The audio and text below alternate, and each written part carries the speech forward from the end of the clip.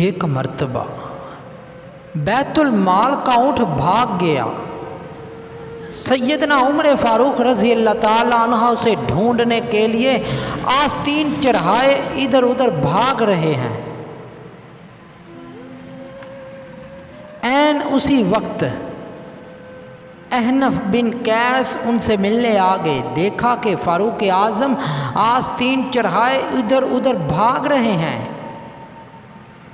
अमीरुल मोमिनीन ने उनको देखकर फरमाया, आओ तुम भी मेरा साथ दो।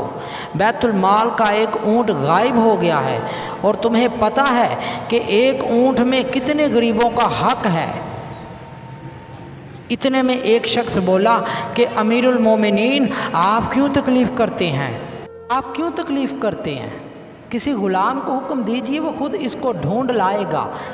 आप रज़ी अल्लाह ताला अन्हा ने इरशाद फरमाया, राया के मामले में मुझसे बढ़कर कौन? अरे दोस्तों, अगर आपको वीडियो अच्छी लगी है तो चैनल को सब्सक्राइब करें, बेल के आइकन को ज़रूर दबाएं और हौसला अफजाई के लिए अच्छा सा कमेंट्स करें।